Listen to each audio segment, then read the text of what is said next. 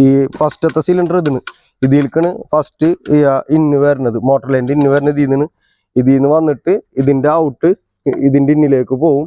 അതിന് ശേഷം അതിൻ്റെ ഔട്ട് പൈപ്പിൻ്റെ ലൈനിലേക്ക് പോകും കേട്ടോ. ടാങ്കിലേക്ക് പോണ പൈപ്പിലേക്ക് ആ കണക്ഷനിന് പോവാം.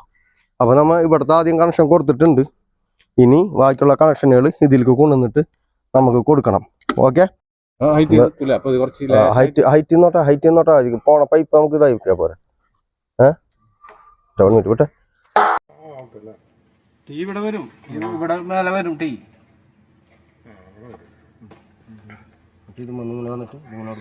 അപ്പോൾ നമ്മളെ ഈ കണക്ഷൻ കൊടുക്കലൊക്കെ കഴിഞ്ഞിട്ടുണ്ട് കേട്ടോ.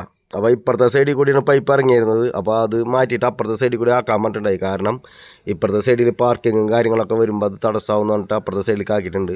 അതേപോലെ തന്നെ നമ്മൾ ഈ യൂണിയൻ്റെ മുകളിൽ ഒരു NRV കൊടുത്തിട്ടുണ്ട്, നോ റിട്ടേൺ വാൽവ് നമ്മൾ കൊടുത്തിട്ടുണ്ട്. കാരണം ഏത് കുഴൽ കിണർ ചെയ്യുമ്പോഴായാലും കുഴൽ കിണറിൽ നിന്നുള്ള മോട്ടർ ലൈനിൽ കൊടുക്കുമ്പോൾ നമ്മൾ പ്രത്യേകിച്ച് ശ്രദ്ധിക്കണം. നോ റിട്ടേൺ വാൽവ് എന്തായാലും കൊടുക്കണം. അല്ലെങ്കിൽ റിട്ടേൺ വെള്ളം വലിക്കുമ്പോൾ നമ്മളെ ഫിൽറ്ററുകൾക്കൊക്കെ ഡാമേജ് സംഭവിക്കാൻ സാധ്യതയുണ്ട്. അപ്പോൾ അതിന് ഒരു സുരക്ഷ എന്നോണമാണ് നമ്മൾ ഈ നോ റിട്ടേൺ വാൽവ് കൊടുത്തേക്കണം കേട്ടോ.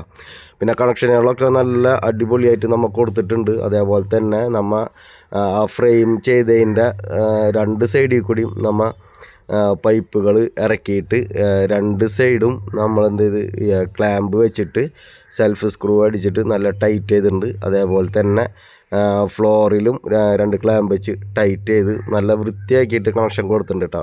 കറക്റ്റ് അടിപൊളിയായിട്ട് ഒതുങ്ങി നിൽക്കുന്ന രീതിയിൽ തന്നെയാണ് നമ്മൾ ചെയ്തിട്ടുള്ളത്. അപ്പോൾ നമ്മൾ കണക്ഷൻ കൊടുക്കൽ കഴിഞ്ഞ് ഇനി അടുത്തത് നമുക്ക് ബാക്ക് വാഷിങ്ങാണ്. അത് കഴിഞ്ഞാൽ നമുക്ക് ഫിൽറ്റർ ചെയ്തിങ്ങായിട്ടും ഇവിടുന്ന് പോവാട്ടോ. ഓക്കെ.